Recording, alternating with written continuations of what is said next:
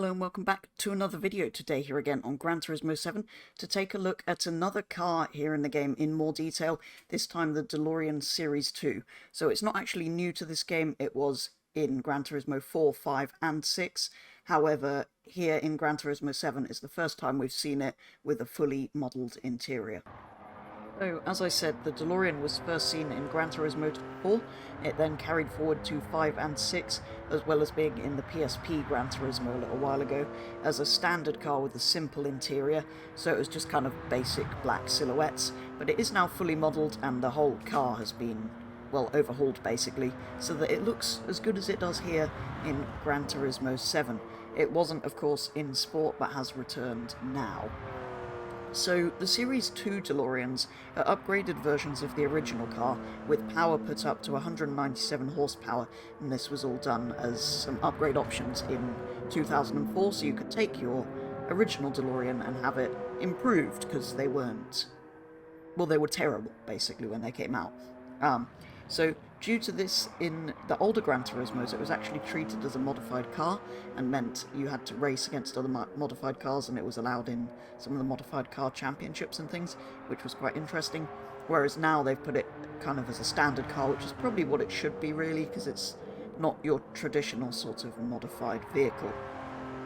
Here in Gran Turismo 7, it costs a massive 525,000 credits for some reason, in Brand Central at least, and 450,400 in the used car dealer, which is where this one that I'm driving here actually came from.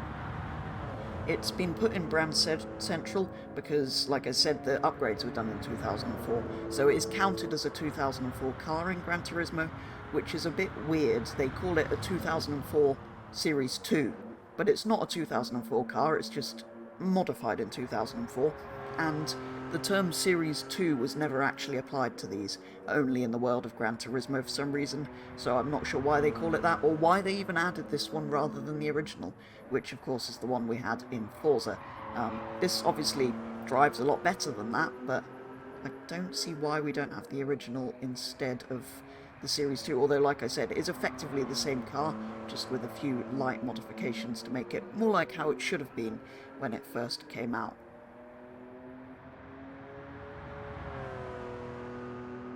So I was actually quite surprised to find there's a wide-body option for the DeLorean, which most cars seem to have in GT7 actually, even if it is just slightly extended arches. They're not massive, but I was surprised that it was available even for things like this DeLorean.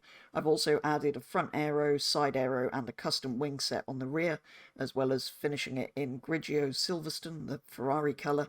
And apart from the colour, it's not really all that tastefully modified, but it is good to see that these absolutely mad and ridiculous options are available, and available for most cars as well here in Gran Turismo. As for upgrades, I've pretty much maxed it out entirely, with racing soft tyres, fully customizable race suspension, same with the diff. It's also got the ECU racing customizable transmission fitted. Turbochargers and superchargers weren't available at all, as of course were intercoolers because of that and anti-lag, but there's a racing air filter, silencer and manifold, racing brakes, racing brake pads, handbrake and things like that I didn't bother with because it's for driving, not drifting, and that obviously, and a racing clutch, putting it at 661 PI, well, nearly 662 PI, 315 horsepower, up from the not very much less than 200 that it had before. So it did drive surprisingly well, which isn't all that surprising given the wing, the wide body, the tyres, and all the other upgrade parts. It has a little bit more power, but 300 isn't excessive. 300 and whatever horsepower it was in the end isn't excessive. It's a lot lighter with all three weight reductions that are available. Has that much more power, and like I said, had all those handling bits, so it was really nice to drive, and well, I'm glad I tested it here at Laguna Seca before doing anything else with it, which was the mistake I've made with some of the previous cars, although it is nice to have a car with wide body and customization options for a change after the 3 from the most recent update, which of course didn't have any of that.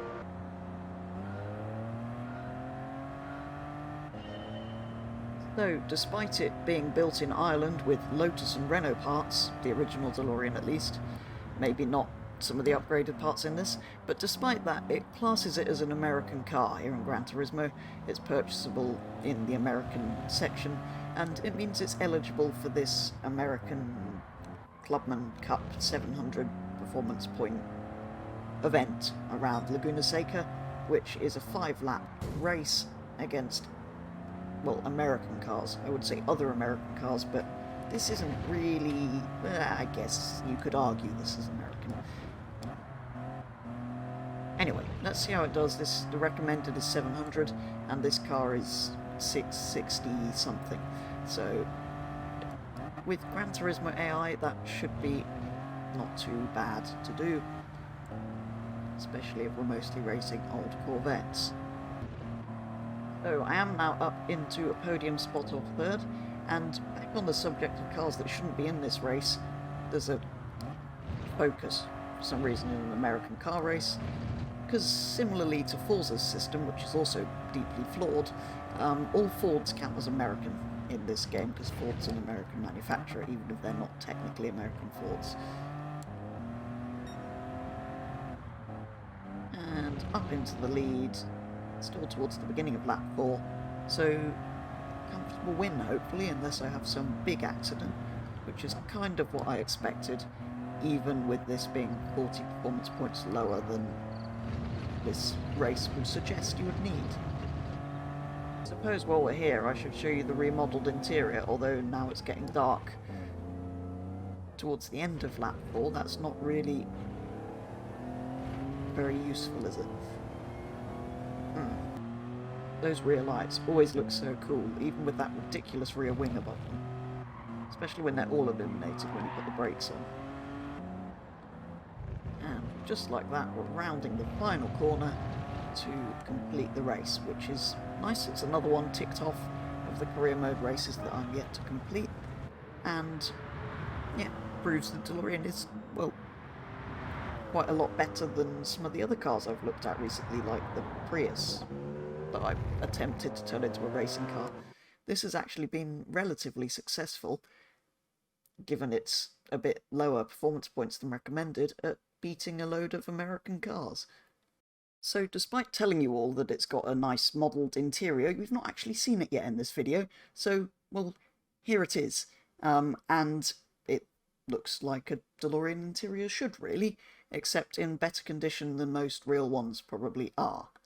But anyway, as for the car itself, standard it's not particularly good, as you might expect from a DeLorean, although it is better than the original one, given that this one is an upgraded one in reality anyway.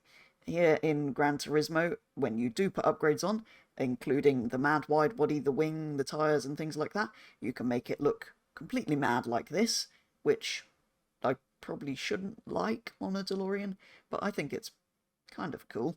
A bit like some of the upgrades that are available for this thing in Forza, although I do think I slightly prefer how it looks in here with, well, there's more wing options and things like that rather than just Forza Aero. But yeah, I probably do prefer it standard if I'm being honest, but it is still cool that you can do all of this stuff, and well, you can put quite a few upgrades on, bringing it to over 650 performance points, so you probably could drop it back to 650 if you wanted to actually use it for something. But it did a good job of beating cars in an event that was recommended to be 700 performance points, so not all that bad at all, really. So yeah, you can end up with quite a good car out of this, which I wasn't necessarily expecting. Obviously, I'm no expert on what the best and worst cars are to race online, so it probably isn't all that good compared to some other things, but it is still a cool car, really, isn't it? Just because it is what it is. But there we go. That is going to do it for a first look at the DeLorean now that it's been premiumified and given a good interior and new model and everything. And it is still a very cool car, but it probably is a little bit too expensive at 500 and something thousand, at least for the new one. But anyway, that is going to do it for a first look at this newly modelled version of the DeLorean here in Gran Turismo 7. So thank you very much for watching. Do let me know if you've enjoyed this one, and if there's any other cars that you'd particularly like me to take a look at. I do have a list of cars I'd like to look at of my own, so hopefully more videos like this coming soon. But for now, that's going to be all. So thank you very much for watching, and I'll be back with the next video very soon.